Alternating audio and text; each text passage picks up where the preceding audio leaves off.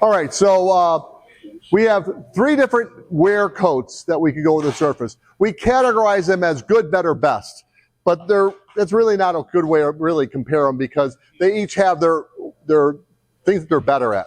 The one we consider good, it's still a really good urethane. It's a waterborne. Okay, there are times and cases where you have to use a waterborne urethane because you can't have any odor. Okay, so if you can't have any odor, you can work with our UL80 polyaspartic. You can work with our 100% solid epoxies. But when it comes to urethanes, the only option you would have is our Poly 3WB. Now, the Poly 3WB is a 2-component urethane. It's a high solids. Okay, it is from there. It has good abrasion resistance and very good chemical resistance, but it takes longer for that resistance to develop because it has to cure. Okay. So in order to actually have its full chemical cure, it takes 7 days. Before you could drive on it, it's got to take, I believe it's 5 days. Heavy traffic, 3 days. Walk traffic, more than 24 hours. Okay? So it's slower curing. But it does come in, besides having no odor, which is really good, it comes in gloss, and it also comes in a matte finish, a true matte finish, which is really nice. When you put it down over surfaces, because it'll actually make a flake floor that looks plasticky, takes that matte that gloss completely, knocks it off, and gives you a nice look. So we're going to apply it on that last flake that's over there, or maybe even this one. Yeah, that one's dry as well. So not even been that long, they're already dry. So we're going to apply the Poly 3 on this one. So this way it's here and over there. So the Poly 3 comes in a Dunes tan. Okay, it comes in a gray, a light gray, or clear. The only things that are stocked here, though, are going to be clear. Clear gloss and clear matte. Okay. So it is a 67% solids. When we go to put this down, one of the things I do advise as a contractor's hack, a trick for putting it down, would be add a little water to it. Okay. It is a waterborne, so we'll add a little bit more water to it to give you more working time and makes it easier to apply, especially on those really hot days, or if you're working in an environment where the air is very dry and that water is going to come out of that material, add a little bit extra. Okay, if you're doing a really, really big floor and say you're doing a big auditorium area, sometimes you may even want to have a spray bottle of water, okay, and you'll spray your roller every once in a while just to keep it moist. Okay, all right, so that's our good. We're going to put that down here. Our better is our workhorse, the one that just about everybody uses and what you've been walking on the entire time. This floor is it's almost 4 years old, okay? This floor here is definitely a little over 3. Yeah, it's a little over 3, not 4. A little over 3 years old. You can see the wear and tear it gets with the forklifts and everything on it, and it's still shiny, okay? The Poly 1HD is it's a aliphatic urethane hybrid. It is what we call a 1K product, meaning you should just basically open the jar and use it from there, but there is a stabilizer shot that you have to mix with it. But once you add that to the material, to use it, what you don't use is still good for 6 months, okay?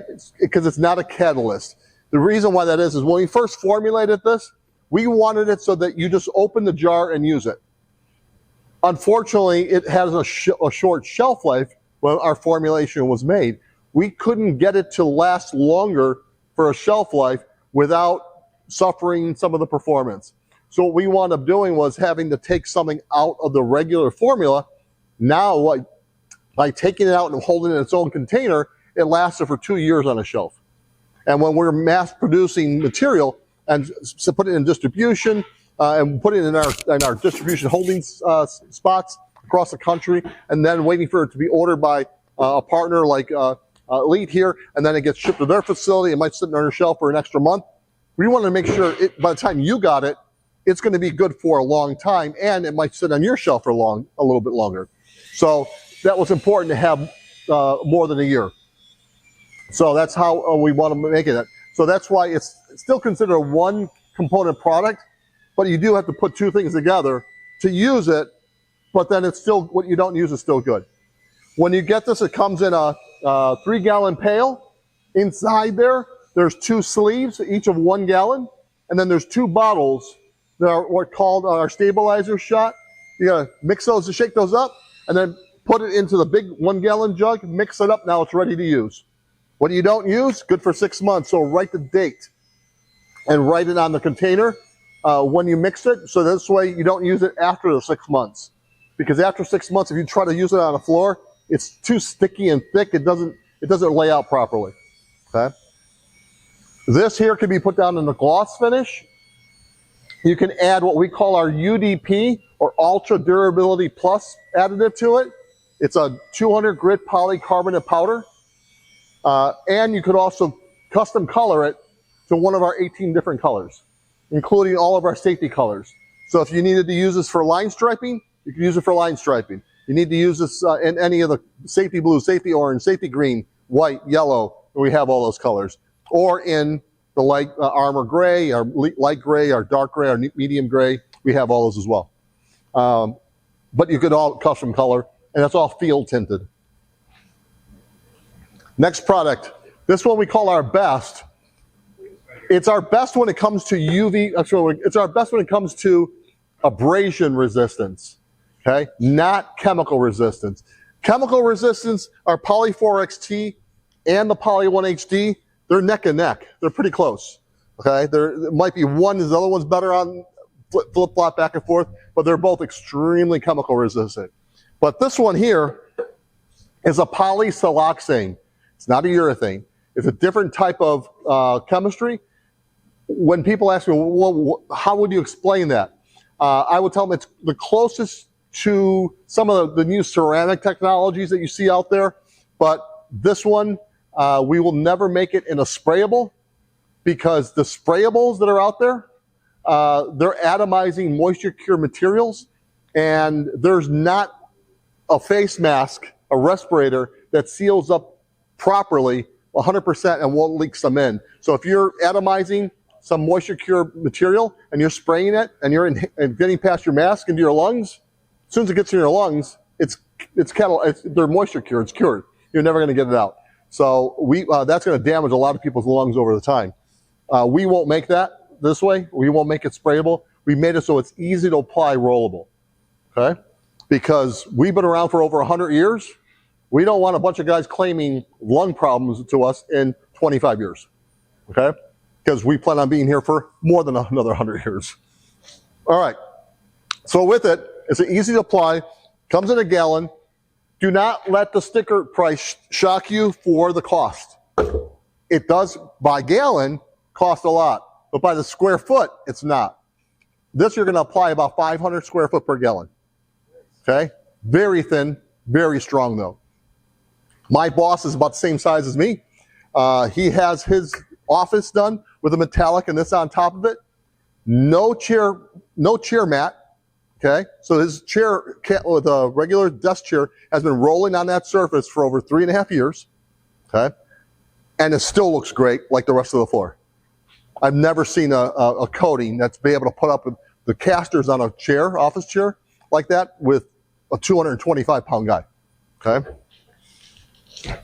let alone a 150-pound person. The heavier the person, the more wear and tear is going to put on that floor, especially when you have all the dirt from your shoes. Gets on there, and then the casters roll over. Still looks great. Okay, so it's very, very durable when it comes to abrasion resistance. It also cures out very, very fast. It's very similar to how fast it becomes tack-free, like our polyaspartics. Generally takes about 4 hours though. Okay, so it is a very fast product. So we're going to put this one down on one of the metallics, the farthest one. So it'll be Poly 3, Poly 1, and then our Poly 4XT. All right. They're all dip and rolled, and on the textured surfaces, we're going to use a 3/8 nap roller. Okay. When it comes to the smooth surfaces, we're going to use a 1/4 or a 5/16. And those are going to be woven. This one here, it could be a Pro Doozy, it could be whatever. We're going to stretch them out thin applications. Okay. Did I hear you right? You said you can use a Poly 1 for paint striping? Mm-hmm. Outside. Yeah. Very cool. Is there a reflective additive you can add to it? I think we may have something like that. There's so many on the market. You can just add them in or sprinkle them in. But the poly-1 urethane is generally going to give extra chemical and abrasion resistance, is what it does. So normally, like if you were going to use line striping, we have our sample board here? Yeah, right there. Oh, there it is. So if you're going to do line striping, that yellow was actually our 9100 mastic epoxy that we put down, and we put it down with a fast cure additive, or fast, the fast part B, the fast part B, as far as, so we added, so we applied that, and then we added the safety yellow to the poly-1, and then rolled it over the surface, and that actually cures out really quick. And that's actually what we specified and did over for XPO. So I heard you say roll, so that can't be sprayed? Generally, not like that, not like line striping for parking lots. It's not going to be that type. We have a different product for that, but you're not going to be generally using that because that's like high performance, chemical resistant, things like that. If it's going to be exposed like in a chemical plant where typical line stripe paint will deteriorate, that won't. So if you were to use that, let's say where big trucks need that to guide them into a dock. Yep. That would be appropriate. Oh yeah, that's done all the time. Like in fire departments, apparatus bays, that's used a lot. Yep. So when doing this, I generally would have one person who is just going to roll this from left to right, and two people applying it from pans, putting it down M's and W's to making sure they're putting this down at about 350 square feet per gallon. Okay. And then the person who's just evening out, they never dip into it. They're just evening out what the other guys are putting down. And they're trying to have a W. Sorry? Zigzag, up and down. Yep. Well, the two people applying it, they're just trying to get the 400 square foot per gallon. The person who's going to use the 18-inch roller going across, that person's doing the finesse rolling, making sure that they're not leaving roller lines and they're just going across from wall to wall to wall. They're just spreading out what the other two people put down, or 3 people or 4 people, depends on how big the project is. How's it look from your angle? Once it starts going matte, we'll know if you missed anything. Yeah. All right. This actually will take the shine that you have here, and you're going to start seeing it completely lose it. There's no additive. It's the material itself goes completely matte finish. Okay. All right. So now with our poly-1, do you have a kit of poly-1? Yeah. Well, yeah. Open one? Grab it, yeah. Right here. Okay. So the poly-1 HD, when you go to use this, comes in a 3-gallon pail. Here, let me get you the cloth. Give me the what? A cloth. Did you say the claw? I never use that. All right. I don't need it. Maybe think of like the claw. Oh, yeah. Okay. So when you get these, you're going to have 2 1-gallon pails, okay, in here, and then you're going to have a stabilizer shot per every container. Okay. While I'm looking at this, see these little tags right here? Everything we make has one. I suggest you always mark these down, okay? Or take your camera and take a picture of everyone so that you have what's called a batch code. If anything ever happens on a job, okay, we're going to ask you, can we have the batch codes? Because the first thing we always want to do is, we're going to investigate, see what's happening. We're not going to be one of those companies that says, oh, you screwed this up. Oh, you had to do that. We're also going to take a look at our stuff.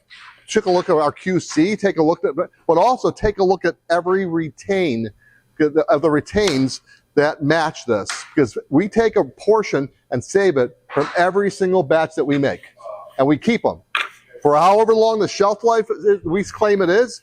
We keep it on the shelf, and then a little bit after that. So just in case anything ever comes up, we could always double check ourselves too.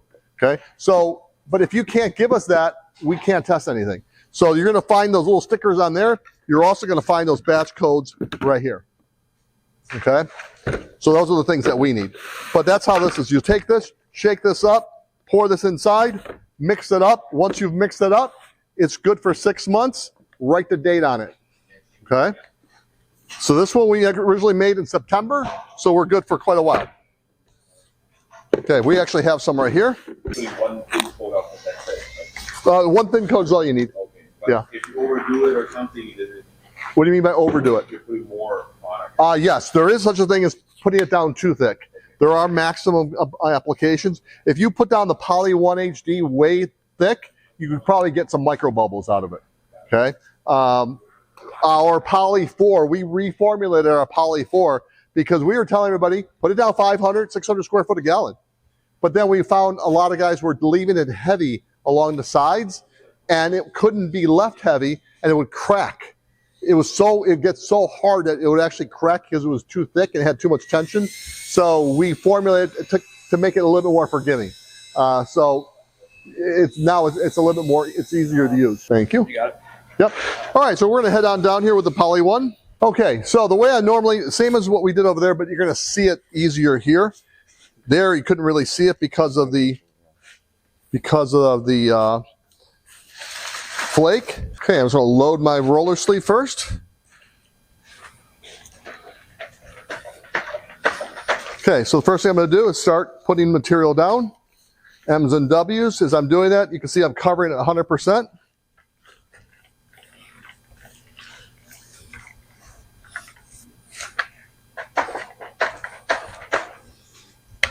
And this one, we're trying to get a 400 square foot per gallon on average thickness or coverage rate.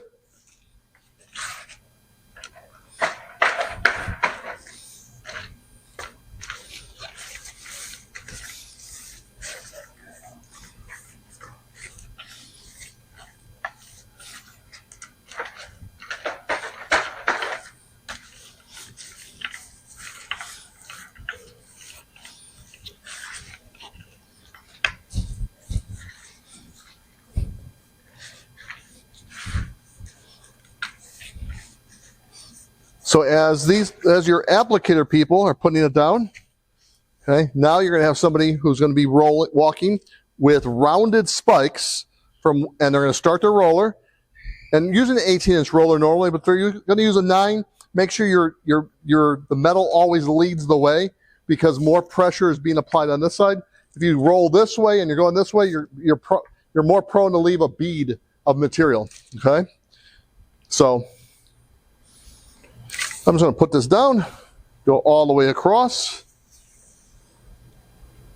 and then well, normally if I'd be walking across this floor, so I'm going to roll all the way across the floor, stop at the other side, pick up my roller, put it down halfway, and come back the other way.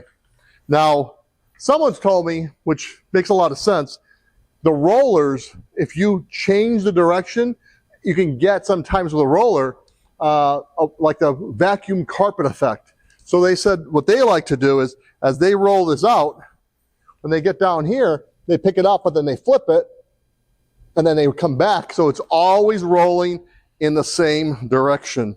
And I was like, you know, that makes a lot of sense. I never thought of that. And they said it just prevents, it maximizes the look and the finish, yep, of the whole floor.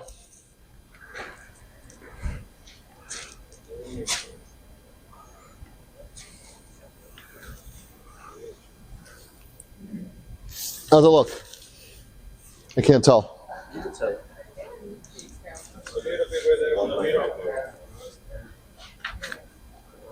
I leave a line?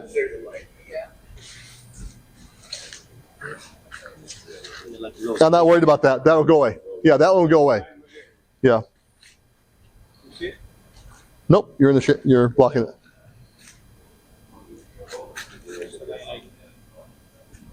Oh yeah, I see that one. That one won't go away. That one's from applying it, and all you have to do is put a little bit more pressure down.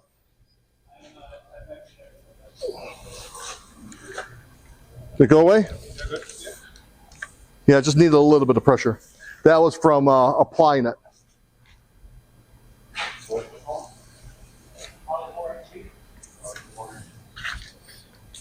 Yep, now it's gone. All right. After we lay it down and we find out, like, once it dries, we find out we missed some spot. That always sucks. That's why you want to pay attention and you want to have somebody else looking from another angle because it's hard to see gloss on gloss. But somebody on another angle could be looking because you could be looking and it looks beautiful. You change the angle like, Oh, what did I do there? What do you do in that case? Sand the floor and then put another coat down. That's why it's so important to have some other eyes on the job to look to see what you're doing as you're doing it. Yeah. Because as friendly as it is to roll out, if you don't do it right, you do have to have some finesse. But I've actually found that this one is one of the hardest ones for people to screw up, but there's no such thing as anti-screw up. Somebody can always do something. You cannot just sand that area and like. No, because if you sand that area and just cover that area, you're going to see where you stop. There are some times, like if it was a flake floor, you could probably get away with it because that texture breaks it all up. But on these smooth floors like this, nothing's hide. You can't hide anything. Okay, so now we're going to get our poly 4. This is the high gloss one? Yep, it's high gloss. The only way you can make this into a satin would be to use the UDP, which we didn't add, but that's all right. And you can also add the 60 grit. If you needed to add a little bit of slip resistance to it, you can actually add that 60 grit that we put in that gray epoxy to this, and that you'll also feel that.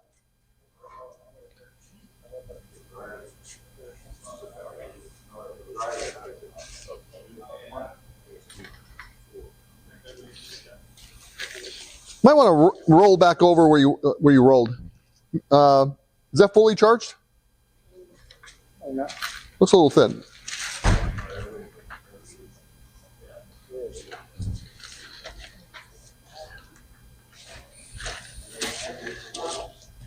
And actually, I could see they didn't sand this floor very well. You always want to stay within your recoat windows. This they put down several days ago. This should have been sanded to degloss completely. They barely scuffed it. So when that happens, you might wind up with surface tension. Yeah, you may want to start in the beginning and then just go all the way through. You shouldn't have to add any more on there now. There's quite a bit on that floor. So roll this one? Yeah.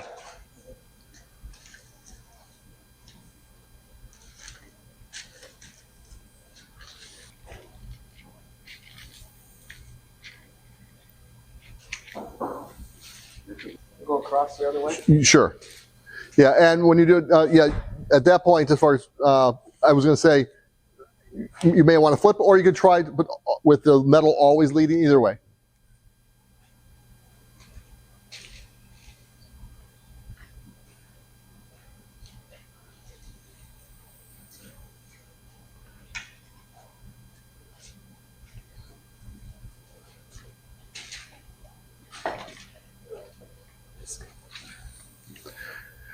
Yeah, we actually reformulated this was to give it a lot more working time and to be as far as a lot more forgiving when it comes to application thickness.